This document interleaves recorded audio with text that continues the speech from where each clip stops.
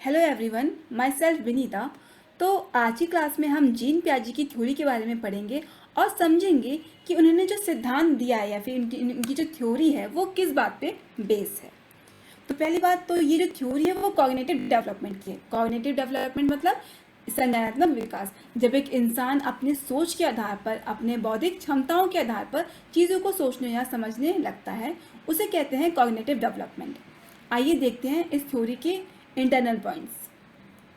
तो इस बेसिकली जो थ्योरी है, इसका जो पहला पॉइंट यह है कि ये थ्योरी किस पे बेस है? कॉग्निटिव डेवलपमेंट पे। यानी कि एक जो बच्चा जो होता है उसकी जो सोच होती है वो अलग अलग स्तर पे, अलग अलग उम्र पे अलग होती है। जैसे कि एक 2 से 4 साल के बच्चे की सोचने की क्षमता, बौद्धिक क्षमता अलग होगी। 7 से लेकर 12 साल के बच्चे की बौद्धिक क्षमता अलग होती है। 12 से लेकर 18 साल के बच्चे की बौद्धिक क्षमता अलग होती है। यानी कि जो उनके हिसाब से, जीन पियाजे के हिसाब से, जो एक बच्चा अपनी समझ का विकास अपनी उम्र के हिसाब से करता है और ये हर स्तर पे बदलता रहता है। आइए देखते हैं इसका सेकंड पॉइंट। सेकंड पॉइंट में बोला हुआ है कि it is the theory about the nature and development of human intelligence. यानी कि ये थ्योरी किसके बारे में है? किस तरीके से एक इंसान के मस्तिष्क का या फिर उसकी इंटेलिजेंस का, उसकी बौद्धिक क्षमताओं का विकास होता है। ठीक है, तो ये क्या हुआ? इसकी सेकंड पॉइंट है।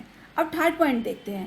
थर्ड पॉइंट में बोला हुआ है कि cognitive development was a progressive और रीऑर्गेनाइजेशनल ऑफ मेंटल प्रोसेस। यानी कि इससे क्या हो रहा है, एक इंसान का डेवलपमेंट, एक बौद्धिक स्तर कैसा हो रहा है, एक के बाद एक प्रोग्रेसिव। प्रोग्रेसिव मतलब कि कैसे वो आगे बढ़ता है। यानी कि अगर एक किसी बच्चे की सोचने की क्षमता यह है कि वो कम स्तर पे है, पर एक टाइम पीरियड के बाद जैसे जैसे वो बड़ा होगा वो कैसी होगी? प्रोग्रेसिव। प्रोग्रेसिव मतलब कैसे वो आगे बढ़ेगी, उसकी कैसी क्षमता आगे बढ़ेगी।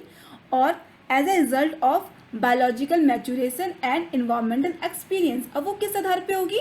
उसके बायोलॉजिकल मैच्योरेशन के आधार पे। यानी कि वो किस तरीके से अपने बौद्धिक रूप से या फिर कह सकते हैं कि अपने जैविक रूप से उसकी जो जीन्स है उसके आधार पर उस मैच्योरेशन होगी। दूसरा इन्वायरमेंटल एक्सपीरियंस। इन्वायरमेंटल एक्सपीरियंस मतलब किस किस तरह से वो अपने समाज से, वातावरण से मिल जुल रहा है। तो सेकंड पॉइंट, थर्ड पॉइंट ये हो गया।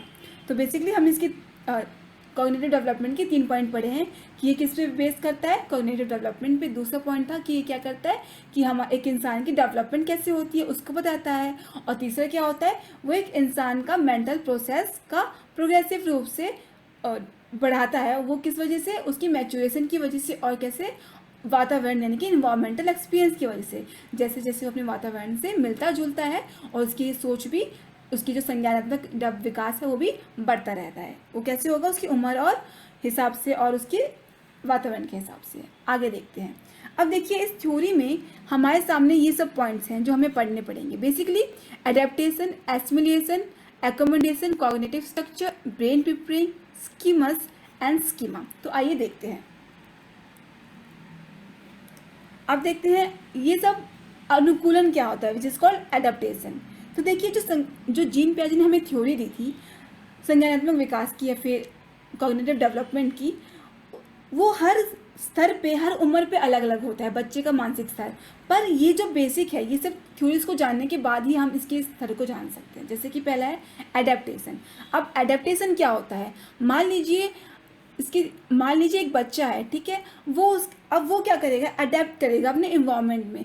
यानी कि जैसे जैसे एक बच्चा बड़ा होता है वो अपने जन्मजात, यानी कि जो उसकी इनहेरिट क्वालिटीज़ है जो वो सीखेगा ही, उसको सीखता रहता है। वो कैसे? अडेप्ट करके। तो उसकी डेफिनेशन यही बोली है कि child adapt to his intent tendency. Intent tendency मतलब कि वो किस तरह से उसके अंदर जो चीज़ें हैं। मैं एग्जांपल देना चाहूँगी, जैसे कि एक बच्चा जो होता है उसको बोलना आएगा ही, ठीक है, वो पर वो कैसे आएगा?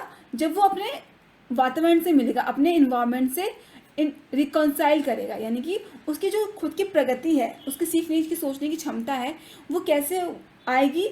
अनुकूलन के द्वारा, एडेप्टेशन के द्वारा। जब वो अपने वातावरण से क्या करता है? मिलता जुलता है।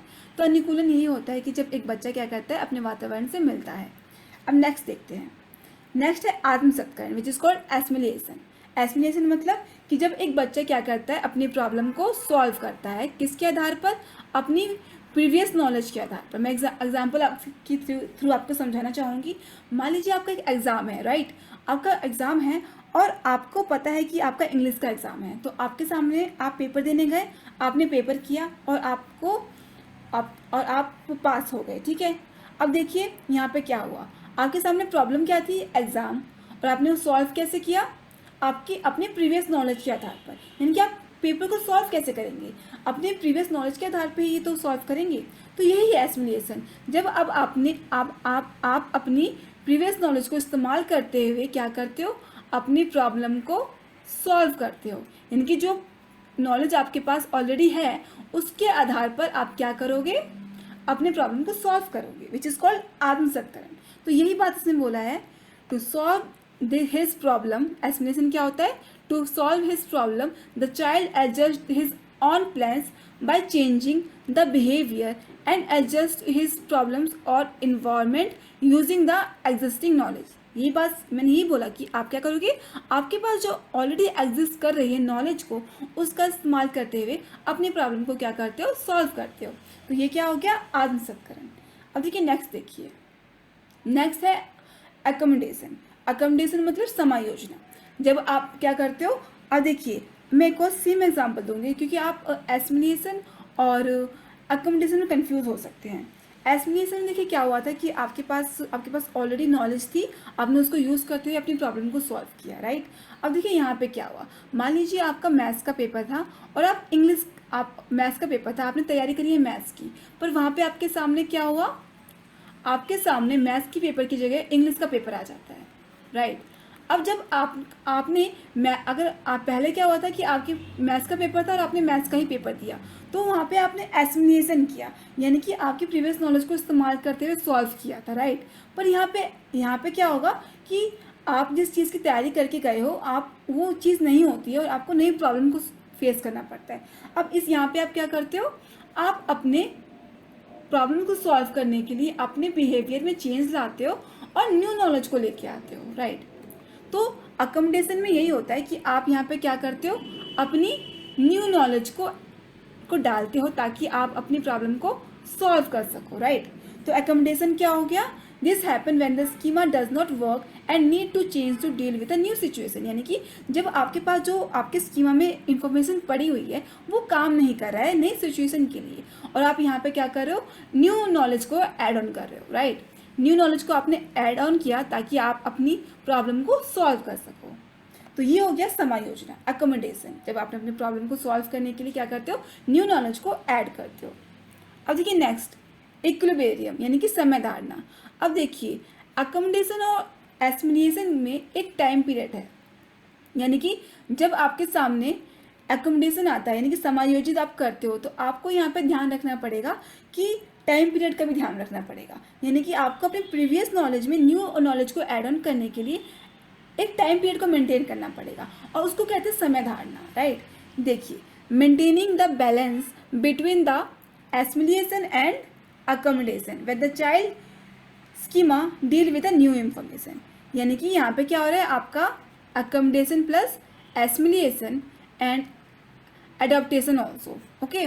तो ये तीनों मिलके जब आप इसको तीनों को मिला के एक टाइम पीरियड में ये चीज़ों को करने की कोशिश करते हो, वो क्या होता है, इक्विलिब्रियम, जो हम कहते हैं समय धारणा। आई होप आपको समझ में आया होगा। अब नेक्स्ट पॉइंट देखते हैं, which is a cognitive structure. देखिए कॉग्निटिव स्ट्रक्चर क्या होता है, cognitive structure is a mental set of structure और एबिलिटी। यानी कॉग्निटिव स्ट्रक्चर क्या होता है, एक सेट ऑफ मेंटल एबिलिटी होता है जहाँ पे आप क्या करते हो, चीज़ों को समझते हो। यानी कि आप जब एक कोई चीज़ आपके सामने आती है, राइट, आप उसके बारे में क्या सोचते हो, क्या समझते हो, वो किस आधार पे होगा, आपके मेंटल एबिलिटी के आधार पे होगा। तो ये क्या कहते हैं, कॉग्निटिव स्ट्रक्चर। इसे कहते हैं हम संज्ञानात्मक रचना, जिसके आधार पे आप चीज़ों को सोचते हो, समझते हो। एक स्ट्रक्चर यानी कि एक संरचना है आपके एक बौद्धिक क्षमता का। अब नेक्स्ट पॉइंट देखते हैं, next point which is brain preparing यानी कि मानसिक संक्रिया। अब आप यहाँ पे क्या होता है, जब आप किसी चीज़ को, अपने प्रॉब्लम को सॉल्व करते हो अपनी थिंकिंग के आधार पर, दिस इज कॉल्ड मानसिक संक्रिया और ब्रेन प्रिपेयरिंग। अब नेक्स्ट स्टेप देखिए, नेक्स्ट इसका पॉइंट है स्कीमस। देखिए स्कीमस क्या होता है, स्कीमस होता है कि जब Schemas is the organized set of behavior is called schemas, the set of work which is done repeatedly। यानी कि जब आप एक कार्य को करते हो, बार बार करते हो, और उस काम को उसे बार बार करने से क्या होता है, आपके दिमाग में एक ability of set of structure set हो जाता है। यानी कि उस काम को करने से आपको क्या होता है, वो सेट ऑफ स्ट्रक्चर आपके दिमाग में सेट हो गया, और आप उसे क्या कहेंगे, स्कीमस कहेंगे। फॉर एग्जाम्पल, मान लीजिए आप साइकिल चलाते हैं, अब बार बार साइकिल चलाने से आप गिरते भी बहुत होंगे, पर आपने जब उस काम को बार बार किया तो आपको साइकिल चलाना आ जाता है, तो ये क्या हो गया, स्कीमस हो गया। यानी कि एक चीज़ को, कार्य को बार बार करने के कारण, एक काम को बार बार करने के कारण क्या हुआ, वो चीज़ आपको करनी आ गई, और वो आपके दिमाग में सेट ऑफ स्ट्रक्चर, यानी कि बार बार करने से आपको वो चीज़ समझ में आ गई। एक एग्जाम्पल में दे सकती हूँ, जैसे कि टाइपिंग हो गया। टाइपिंग भी सेम चीज़ होती है, जब आप बार बार टाइपिंग प्रैक्टिस करते हो तो आपका हाथ फिक्स हो जाता है उस चीज़ को लेके, है ना। तो वो क्या होता है, उस चीज़ को करने से, तो वो क्या हो गया, आपके स्कीमस में सेट हो गया। अब देखिए स्कीमा क्या होता है। स्कीमा और स्कीमस को समझने के लिए मैं इन दोनों ही एग्जाम्पल को लेके आऊँगी। जैसे कि स्कीमा का मतलब है this means mental structure which is generalize, यानी कि ये एक मेंटल स्ट्रक्चर है जिसको जनरलाइज किया जाता है। यानी कि अब देखिए, जब आप साइकिल चला रहे थे, यानी कि आपने साइकिल कैसे चलाना सीखा होगा, बार बार उसे दोहराने से। अब देखिए यहाँ पे वो तो हो गया हमारा स्कीमा, पर देखिए स्कीमस हो गया हमारा। स्कीमा क्या होगा, स्कीमा होगा जब आप क्या करोगे, उस चीज़ को, अब यहाँ पे हम बाइक लेके आ जाते हैं, बाइक। अब देखिए, ऐसा अक्सर कहा जाता है कि जिनको साइकिल चलाने आता है वो बाइक चला लेते हैं, राइट। तो वो क्यों कहते हैं, फिर स्कूटी चला लेते हैं, वो इसलिए कहते हैं क्योंकि हम एक साइकिल चलाना, एक मेंटल स्ट्रक्चर हमारे सेट में, दिमाग में सेट हो जाता है। और जब आप बाइक चलाते हो तो वही सेम एक जनरलाइजेशन होता है, सामान्यकरण होता है, सेम चीज़ होती है, सेम पैटर्न होता है। इस वजह से यहाँ पे हम क्या कहते हैं, साइकिल चलाना क्या हो गया, आपका स्कीमस में हो गया, और स्कीमा क्या हो गया, जब उस सेम चीज़ का, स्कीमस का क्या हो, आपके मेंटल स्ट्रक्चर का जनरलाइजेशन हो गया, it is called schema, right. अब देखिए टाइपिंग, और मैं टाइपिंग का एग्जांपल दे सकती हूँ, सेम चीज़। मान लीजिए आपको इंग्लिश टाइपिंग आती है, अब आपको जब इंग्लिश टाइपिंग आ गई है तो आपको हिंदी पे स्विच करने में ज़्यादा टाइम नहीं लगेगा। क्यों, क्योंकि देखिए, जब आपने इंग्लिश में टाइपिंग करना सीखा होगा तब आपको वो स्कीमस में सेट हो गया, और जब आप हिंदी पे आएंगे तो वही सेम सेट ऑफ स्ट्रक्चर आपके पास इसमें आ जाएगा। तो ये क्या हो गया हमारा स्कीमा।